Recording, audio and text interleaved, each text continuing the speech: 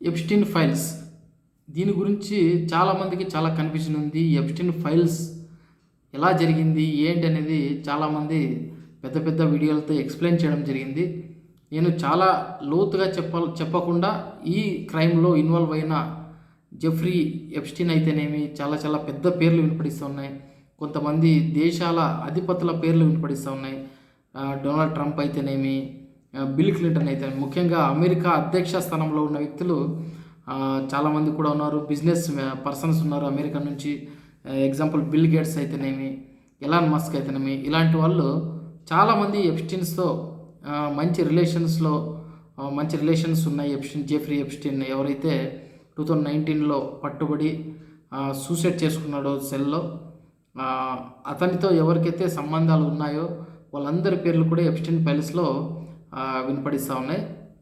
ఈ Jeffrey Epstein ఏం చేసేవాడు, అతను ఎందుకు ఈ విధంగా మైనర్ గర్ల్స్ని ఎక్స్‌ప్లాయిట్ చేయడం జరిగింది, అతని మనస్థితి ఏంటి, అతనితో పాటు పెద్ద పెద్ద పొజిషన్స్లో ఉన్న దేశాధిపతులైన చాలామంది వ్యక్తులు ఇతనితోకి రిలేషన్స్లో ఎలా రావడం జరిగింది అనే అన్ని విషయాలు కూడా ఈ వీడియోలో డిస్కషన్ చేద్దాం. యాక్చువల్లీ 2008లోనే ఆల్రెడీ మైనర్ గర్ల్స్ ట్రాఫికింగ్ అంటే అక్రమంగా వాళ్ళను అమ్మాయిలను కిడ్నాప్ చేయడం, వాళ్ళను సెక్షువల్గా ఎక్స్‌ప్లాయిట్ చేయడం, సెక్షువల్గా వాడుకోవడం అనేటువంటి ఆరోపణలతో 2008లోనే ఈ జెఫ్రీ ఎప్స్టీన్ అనేవాడు అరెస్ట్ అవ్వడం జరిగింది.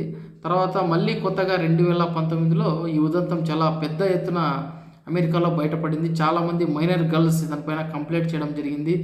చాలామంది మైనర్ గర్ల్స్ని ఇతను రేప్ చేసి, అంతేకాకుండా వాళ్ళని చంపిన మాంసాన్ని తినడం జరిగింది అంటూ కూడా చాలా కంప్లైంట్స్ రైజ్ అవ్వడం జరిగింది. అప్పుడు అమెరికాలోని పోలీస్ వ్యవస్థ ఇతన్ని అదుపులోకి తీసుకుని ప్రశ్నించగా ఎంతో ఇన్ఫ్లుయెన్స్డ్ పర్సన్స్, బిగ్ ఇండస్ట్రియలిస్ట్ అయితేనేమి, బిజినెస్ పర్సన్స్ అయితేనేమి, చాలామంది దేశాధిపతులు అయితేనేమి, ఇతని జెఫ్రీ ఎప్స్టీన్ యొక్క ఒక ప్రైవేట్ ఐలాండ్ ఉంది. ఆ ఐలాండ్లో చాలా చాలా పెద్ద వ్యక్తులందరూ కూడా అక్కడ వెళ్ళి పార్టీలు చేసుకుంటూ మైనర్ గర్ల్స్, ఈ జెఫ్రీ ఎప్స్టీన్ అనేవాడు మైనర్ గర్ల్స్ని పెద్ద పెద్ద వ్యక్తులకు సప్లై చేసేవాడు. అక్కడ వాళ్ళు తాగిన మైకంలో అయితేనేమి, కామంతో అయితేనేమి చాలామంది మైనర్ గర్ల్స్ను వాళ్ళని ఎక్స్‌ప్లాయిట్ చేయడం, అంతేకాకుండా లైంగికంగా వాడుకోవడం, వాళ్ళను చిత్రహింసలు పెట్టడం, తర్వాత వాళ్ళని చంపేసి వాళ్ళ రక్తాన్ని తాగడం, ఆ రక్తం తాగిన తర్వాత వాళ్ళ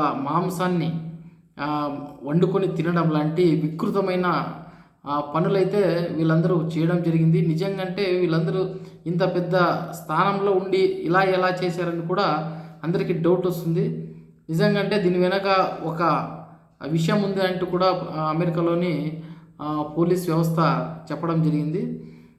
అది ఎందుకు ఇలా వాళ్ళు చిన్న మైనర్ గర్ల్స్ను తీసుకుని వచ్చి వాళ్ళని లైంగికంగా వాడుకొని వాళ్ళను భయభ్రాంతులకు గురిచేసి తర్వాత వాళ్ళని చంపి వాళ్ళ రక్తాన్ని తాగడం, వాళ్ళ మాంసాన్ని తినడం లాంటి పనులు ఎందుకు చేశారని అమెరికాలోని పోలీస్ వ్యవస్థ చాలా డీప్గా ఇన్వెస్టిగేట్ చేయగా తెలిసొచ్చింది ఏంటంటే, చిన్న పిల్లల్లో ఎస్పెషల్లీ మైనర్ గర్ల్స్లో వాళ్ళు భయంతో ఉన్నప్పుడు, చిత్రహింసలకు గురవుతున్నప్పుడు, వాళ్ళు భయంలో ఉన్నప్పుడు వాళ్ళలో ఒక హార్మోన్ అనేది రిలీజ్ అవుతుంది.